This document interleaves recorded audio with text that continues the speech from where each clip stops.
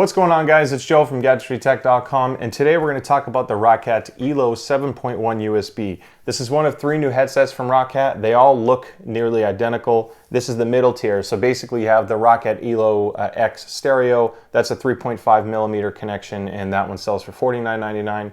This bad boy, the 7.1 USB, is $69.99, and then you have the Air, which gives you a battery naturally, and it's wireless, and that sells for $99.99. Aesthetically, they look identical to each other. The only things that change, and it's very little, the cheaper one, the stereo, still has a cord coming out, but instead of a braided cable, it's rubber. And of course, you have the analog cable on the end. It also comes with a splitter in case you need the headphone and microphone separated. And then on the ear cup, this is actually braided as well. The wire that connects the ear cups to each other is braided, whereas on the stereo version, or well, they're all stereo, but the ROCCAT Elo X stereo model for $50, it's rubberized to match the cord coming out. The only other thing that you'll see differently is the button layout, and even though the design looks identical, the USB and the Air are RGB. So we can customize that. I'll show you how the software works in just a few minutes here, but I just want to explain the differences. So if you like the looks of this but you need wireless, get the 7.1 Air. If you don't care for powered because you have a good headphone amp already, just get the X stereo, because the drivers in them, which are 50 millimeter drivers, they sound great. It's the same across the board. It's actually the same removable microphone across the board, which is great. These mics sound good. It's the whole TrueSpeed technology. I'll show you a microphone test here in a few minutes. But all 3 Elo headsets use the same exact mic. So as far as replaceable parts go, you're good there. Now, to talk about the construction, if you haven't deduced this already, let's face it, this is a really good looking headset. Whether it's $50 or $100, I love the way they designed this. It's all black. There's no tacky colors or anything like that. You actually get a self-adjusting headband with a memory foam pad underneath, so it's super comfortable when you put it on. And you have a steel headband on it that has a nice ring. You can actually feel it vibrate in your hands a little. So when I put this on, I don't have to mess around with finding the right size. And because of this design and how flexible it is, this can fit rather large heads without any problems. Clamp force is, I'd say it's right in the middle. It's not the loosest I felt, but it's also not super tight. I've gamed with these for several hours at a time and had no pain points. And I'm talking like 4+ hours in a single sitting without taking them off. And they were really good. So comfort-wise, these things are excellent. Now, I already talked about the headband helping with comfort. The other thing I want to talk about is the ear cups.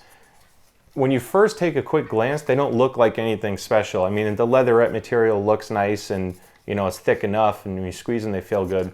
They actually use memory foam, which is a great choice. And then the other cool little trick is that these are pro spec headsets. So what that means is there's a little dip in the ear pad all the way through, by the way. So if you have a larger frame pair of glasses, if you're a gamer with glasses, you can get the Elos. All 3 models have that feature, and it helps reduce pressure on the ears. It's not as, on the Elite Atlas Aero or the Stealth 700 Gen 2s, they actually have a pull tab inside the ear cup, so you can actually create a dip in the pad and pull it tight. However, I have some pretty thick Gunnar glasses, like huge frame ones. I use several different pairs. And even on those, this design still was fine for a long period of time. I didn't feel any extra pressure going on the ear. It's definitely better than most other gaming headsets that have an equal amount of pressure all the way around. So I like that it has that. And they have these little rubber pads here, so when the ear cups swivel, it's a nice soft touch. You're not going to hear them like rattling or banging up against hard plastic. So if the cable, by the way, is 8 feet long, which is extremely long, and if for any reason it's not long enough, just get a USB 2.0 or a 3.0 extension cable and you'll be fine. Cable is not detachable, so do not destroy this thing. It's a USB Type A, which is fine because that'll fit and work with pretty much every computer. So that is how it's built. Now, the only other thing I want to point out, I mentioned this a minute ago, the button layout is a little bit different than the Elo X stereo. The stereo only has a volume button and a mechanical toggle switch for the mic. So there's no way of knowing if you're muted or unmuted unless you touch that toggle and feel it. This one is a digital button. It's like a momentary press, so when you tap it, it tells the computer software to mute or unmute, and you will hear a tone play in the ear cup, which is nice. Now this one also gives you 2 dials. The Elo X 7.1 USB and the Air has 2 dials. One of them is for game volume. The other one is for mic monitoring or side tone. This is not a remappable dial. It will spin indefinitely. The top button also spins indefinitely, so there's no hard stop. Don't panic if yours does that, it's not broken. I wish this showed up on the computer as 2 audio sources so you can have a dedicated game mix to chat mix. It's really nice to have a quick dial on the computer, but I've been noticing a lot of companies kind of ditch that now, and it's not the end of the world. On a computer headset, it's very easy to change source volume on something like Xbox Party Chat. So if you are using a controller on the computer and you tap the Xbox button, you can quickly adjust the slider for game to chat mix. Same with Discord, you can make your audio changes. So it's not the end of the world. This will only show up as a single audio source, both one for mic, one for your output, which is your speakers, of course. So I just want to point that out. Sound quality wise, this thing is awesome. I had rave reviews of the Elo X Stereo, which sounds way better than it should for $50, especially when you look at how good the build quality is. The reason why you would pick this one over the Elo X Stereo is if you just want a simpler connection. The Elo X Stereo for $50 could technically get louder and sound better than this, but that's only if you invest in a higher end headphone amp, making it more expensive than this one. With this one, the built-in USB DAC is actually really good. It's clean. It gets very loud. In fact, this is the loudest of the 3 for what most people would set it up for, because the wireless version, I think, just doesn't quite get as loud. I don't know if it's just for power efficiency for the battery or not, but this gets loud. The big kicker, though, is it supports ROCCAT Swarm software. And honestly, for a $70 headset, it has a full equalizer with presets. You can adjust the sample rate and all that. So with that being said, we're going to go over to the computer now. I'm going to hook up this headset to the computer. I'll show you how the software works. We'll do a microphone test and then give you some final thoughts at the end. So let's dive into that.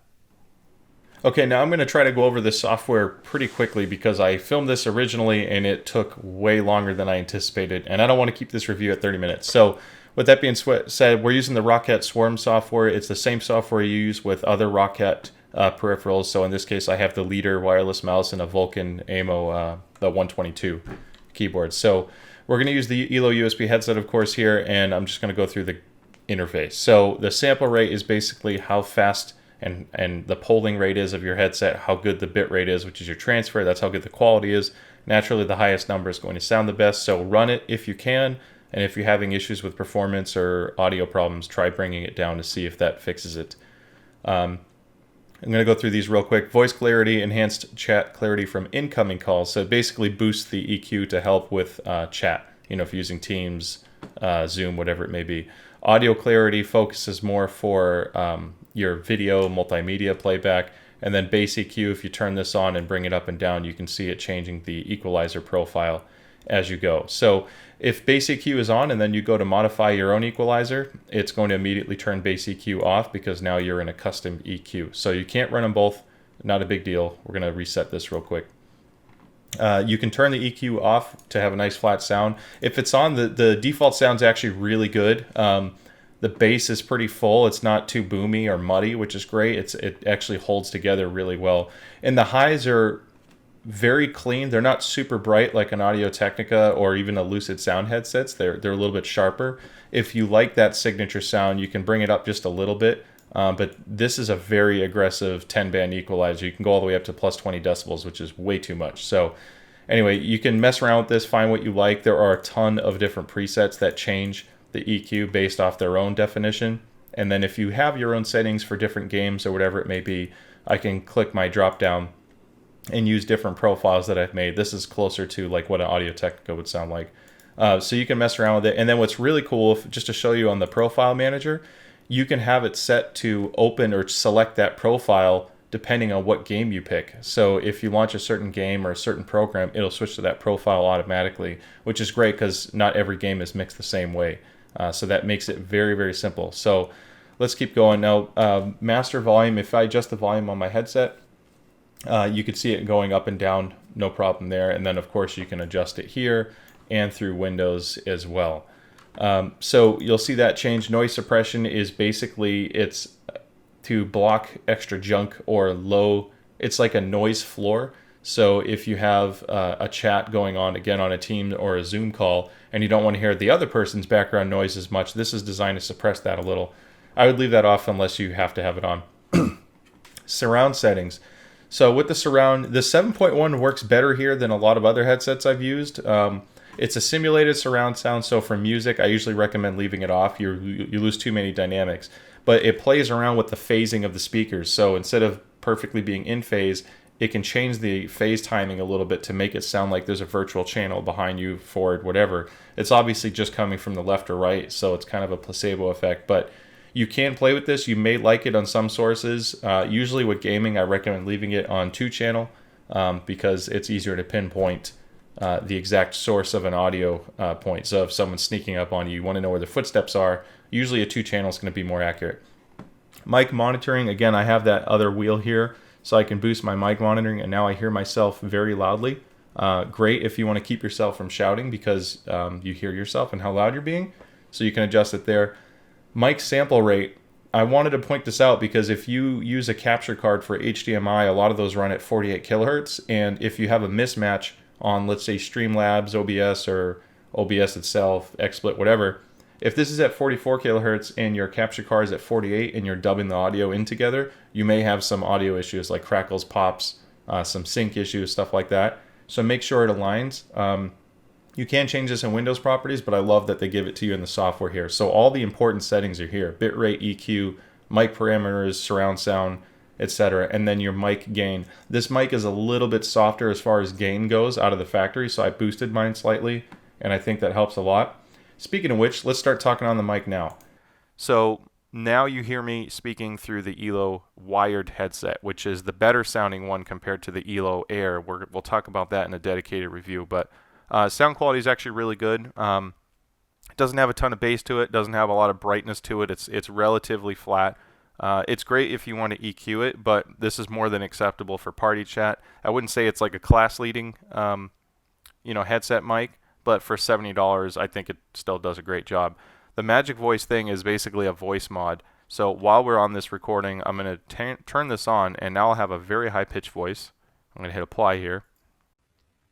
So now I have a high-pitched voice, and I sound completely different. If I want to sound like a male and get some male enhancement going.